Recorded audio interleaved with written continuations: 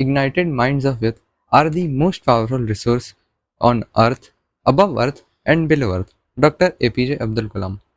एक भैंस जो होती है उसको 2.5 साल की उम्र में आर्टिफिशियली प्रेग्नेंट कर दिया जाता है। उसके बाद जब उसे पहला बछड़ा होता है उसके बाद उसको बार बार प्रेग्नेंट किया जाता है और लगभग 10 सालों तक उसको मिल्क किया जाता है, वो भी एक सक्शन कप के द्वारा, जिससे उसकी पूरी जिंदगी एक ही जगह पर बीत जाती है, वो भी किसी असली पावर के बिना, क्योंकि उसके अंदर दूध और होता ही नहीं है कुछ उसको खड़ा रखने के लिए। और उसके बाद जब वो दूध देना बंद कर देती है तो उसको बूचड़ खाने में भेज दिया जाता है मरने के लिए। अब भैंस तो बेजुबान है, लेकिन क्या आप भी? नमस्कार, मेरा नाम मुरेश्वर और आप देख रहे हैं स्वदेशी फिलोसोफर। तो आज की वीडियो में हम बात करेंगे कि युग किस ओर जा रहा है। अगर हम यूट्यूब की स्टेटिस्टिक्स देखें तो 18 से 34 वर्ष की आयु के जो लोग हैं वो यूट्यूब इंडिया का 54% तक बनाते हैं। अब इसके अकॉर्डिंग इसको नंबर में देखा जाए तो ये आंकड़ा लगभग 250 मिलियन को पार करता हुआ नजर आ रहा है। अब सवाल आता है कि ये यूथ देख क्या रहा है।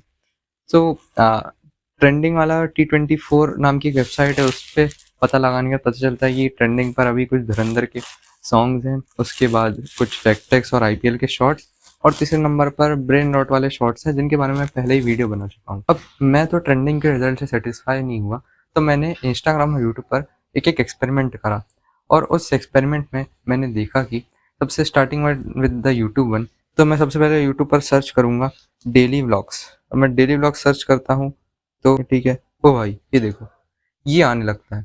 इसी की तो मैं मेन प्रॉब्लम की बात कर रहा हूँ कि ये क्यों आ रहा है हमको, और इसमें इतने सारे 250 के 13 मिलियन इतने सारे व्यूज भी है। अब मैं इस व्लॉगिंग वाले का चैनल खोल के दिखाऊं तो ये देखो भाई, इसकी में क्या क्या पड़ा है, मतलब लिटरली ऐसी ऐसी चीजें पड़ी है। वहीं आपने देखा कुछ आंटी घर काम वाला करके, मेरे को तो लगता है मतलब कि ये आंटियों के चैनल तो किसी को घर में पता भी नहीं हुई कि ऐसा चैनल यूट्यूब पर रन कर रही है सिर्फ मास्क पहनकर। सो आंटियां लोग भी ऐसे कर रही है, उसको लोग देख भी रहे हैं और ऐसे चैनलों को बढ़ावा मिलते जा रहा है, और इनके व्यूज देख के आप समझ पा रहे हो कि ऐसे लोग ये वीडियोस क्यों बना रहे हैं। ऐसा ही एक्सपेरिमेंट मैं इंस्टाग्राम पर रन करके देख लेता हूँ। तो सबसे पहले मैं एक नया अकाउंट बना लेता हूँ, उसके बाद मैं उस अकाउंट में इंडिया बेस्ड लोकेशन ही रखता हूँ और उसमें कुछ रील्स स्क्रॉल करता हूँ जो मेरी पहली रील्स होंगी, मतलब इस अकाउंट से मैं पहले कुछ नहीं देखा हूँ, इसमें लाइक नहीं करा हूँ, तो कुछ रील्स मैं स्क्रॉल करता हूँ। ये ठीक है, ये ठीक है, ये ठीक है, ये ठीक है, ये देखो इन रील्स की तो मैं बात कर रहा हूँ। अब ऐसी ही रील्स मैं 2-3 बार और स्क्रॉल करूंगा तो वापस आने लगेंगी।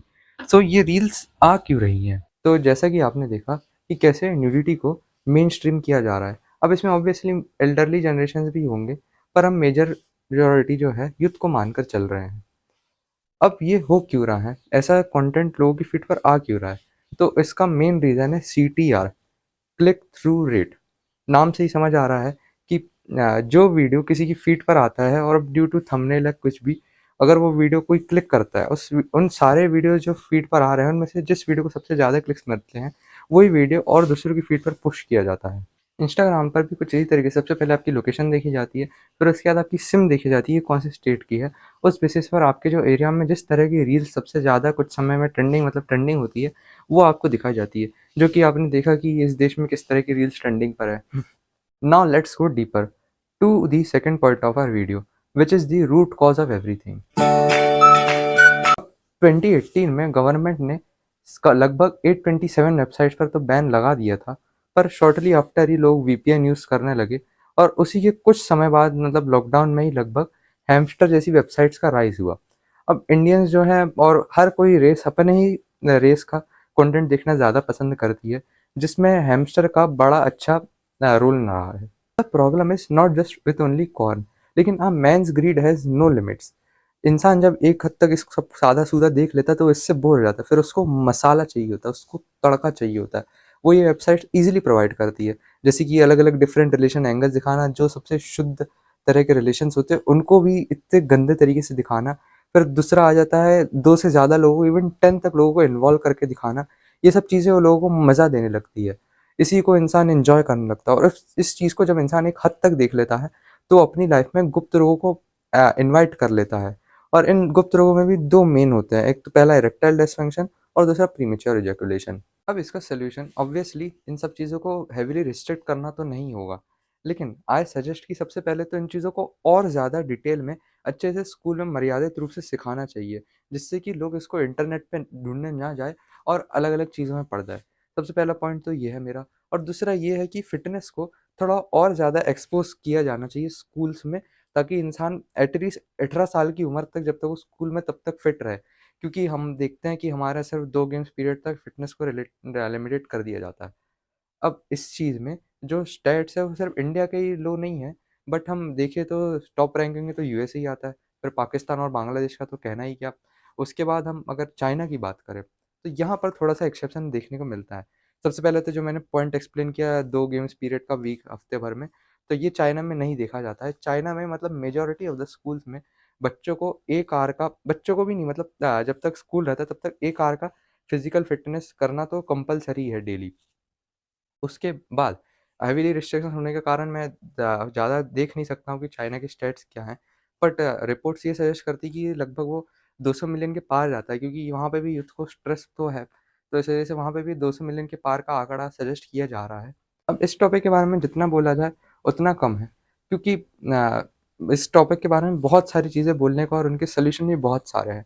लेकिन मैं इतना बस होप करना चाहता हूँ कि लाइक मतलब भाई इंडिया में क्योंकि 6 साल से ऊपर का बच्चा मुझे तो नहीं लगता यूट्यूब किड्स चलाता होगा। सो वो अगर आप यूट्यूब पर सौरभ जोशी व्लॉग्स के लिए ऐसी या कोई और भी व्लॉग्स देखने के लिए व्लॉग सर्च करने जाएगा और उसको टॉप पर ऐसी चीज़ें जो हमने देखी अभी, वो देखने को मिलेगी। तो ऐसे में क्या होगा, क्योंकि ये सिर्फ़ इंडिया में ही देखी जा रही है, ये तो और कहीं नहीं देखी जा रही। ये सिर्फ़ इंडिया को ही थोपी जा रही है। मतलब हाँ, बाकी पाकिस्तान, बांग्लादेश इंक्लूड किया जा सकता है। लेकिन साउथ एशियन कंट्रीज़ के अलावा मेरे को ये चीज़ कोई और भी यूट्यूब में सर्च करने पर नहीं मिली है। सो मेन प्रॉब्लम यही है। अब moving on to our third point, तो बात की जाए दिमाग की। अब ये जो ह्यूमन ब्रेन है, ये कॉन्स्टेंटली कुछ ना कुछ सोचता ही रहता है जब तक ये सो नहीं जाता, और सोते टाइम भी ये सपने देखकर कुछ ना कुछ सोचता ही रहता है। तो आइए देखते हैं देश का युवा क्या सोच रहा है थ्रू रेडिट। तो गाइस मैंने खोल लिया है ऑफ माई चेस्ट इंडिया, ये जानने के लिए कि हमारे देश का मतलब युवा या कुछ भी क्या सोचता है। तो चलिए देखते हैं। सबसे पहले हमें क्या पोस्ट मिलती है, aunties expect you to give a censor, well I don't even have a, पता नहीं क्या है, कुछ होगा। वन शेड लाइटर कलर वाली है, चलो ठीक है, गलत बात है। बी नगली इज वो सही, गलत वाला है।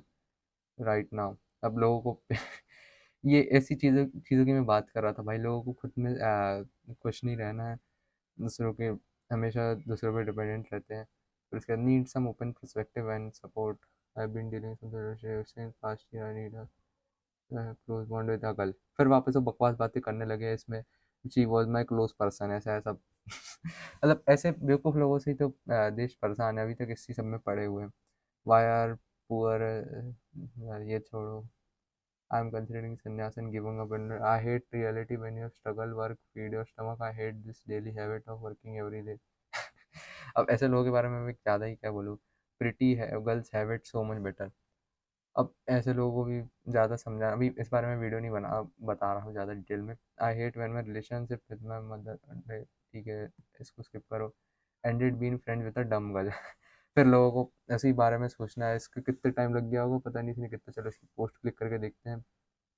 um, इसने कहीं पे टाइम तो मेंशन नहीं किया है, बट आई थिंक कि I am finally in computer engineering, मतलब 4 साल का होगा वे इन माय क्लास। तो ग्रुप प्रोजेक्ट ड्रामा, मतलब 1-2 साल से ज़्यादा तो इसने अपना टाइम वेस्ट करा ही होगा ऑब्वियसली। और उसके बाद हम देखें तो shit accidents happen when I went, and देखो वापस बकवास। 20 और 23 साल की एक तो लड़की को फ्रेंड बना के रखा है। उसके बाद देखा जाए studying medicine last night bachelor party 12 PACS. अब इसके आगे की स्टोरी क्या होगी मेरे को भी पता ही है, क्या रस्सी, इसको मैं स्किप ही करूँगा, जो बकवास सी। और English knowledge is not very good, और पढ़ कहाँ रहा है, जॉर्जिया में, वाह। खैर आई वांट टू, तो यार सुसाइडल थॉट्स वाले तो वो बहुत है। My bitch of a mom, am I wrong not, याला ठीक है, okay. Classy man teacher destroyed, colourism, ये ठीक है, गलत बात है मतलब। माई लाइफ इज़ यूनिक, हाँ हाँ। गर्ल आई लाइक वेंट और अ लॉन्ग ड्राइव नाइट, ऐसी ही पोस्ट की मैं फिर वापस बात करना चाहता हूँ। क्या हो रहा है मतलब भाई, क्यों पड़े हो इसमें, ये सब में इस चीज़ों के बारे में बात कर रहा था कि किस ओर जा रहा है युवा, इसके दिमाग में क्या चल रहा है। यही सेम चीज़ मेरे को 20s इंडिया में देखने को मिल जाएगी, लेकिन थोड़ा सा मेरे को मतलब जो फ्लेयर है, ये अभी बेस्ट से इसको मेरे को हर्ट करना पड़ेगा। और उसके बाद अभी थोड़ा सा मीम्स वगैरह आ रहे हैं तो मैं उनको स्किप करूँ। मीम से ही मतलब अभी इसमें ट्रेंडिंग पे ज़्यादा तो सही से कुछ हमें देखने को मिल नहीं रहा है।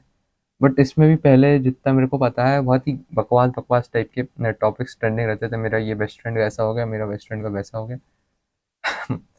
अभी वो टीन्स इंडिया में जाऊंगा तो वही मिलेगा मेरे को। टीन्स इंडिया की मैं बात नहीं कर रहा हूँ कि टीन्स भाई सोचने के लिए टाइम चाहिए रहता है टीन्स को, तो मैं टीन्स का थोड़ा वेरी मच मतलब अंडरस्टैंडेबल है। खैर, तो मूविंग ऑन। तो जैसा कि आपने देखा कि आज के यूथ के माइंड में क्या चल रहा है। वैसे ये तो जनरलाइजेशन होगा, क्योंकि एक सब रेडिट से किसी यूथ, पूरे इंडिया के यूथ के बारे में नहीं पता लगाया जा सकता। स्टिल आप नंबर ऑफ विजिटर्स अगर उस रेडिट सबके देखो तो आपको थोड़ा बहुत आइडिया लगेगा, क्योंकि ये प्रिविलेज्ड यूथ है। मतलब ये पढ़ा लिखा भी है, इसके हाथ में मोबाइल भी है। ये कोई अनपढ़ यूथ या ऐसी नॉर्मल यूथ तो है नहीं। इसको इंग्लिश भी आती है अच्छे से, अगर आप देखो कि सारी पोस्ट लगभग इंग्लिश में ही थी। तो फिर भी इस सब में फंसा होना, आई मीन ये सब अगर टीनेजर्स भी करे तो समझ आता है, लेकिन मतलब ये चल क्या रहा है, मेरा तो क्वेश्चन यही है। क्योंकि मतलब भाई आप अपने 20s में पहुंच चुके हो, आप इन सब चीज़ों से जूझ चुके हो पहले ही। मतलब मेरा तो यही कहना है कि आप अपनी 12 साल की उम्र से 18-19 साल की उम्र तक आपने इन सब चीज़ों से पूरे तरीके से जूझ चुका है, ये तो 100% कन्फर्म है। फिर भी आप इस सब चीज़ों में पढ़ो कि मेरे साथ इसने ऐसा कर दिया, मेरे साथ उसने वैसा कर दिया।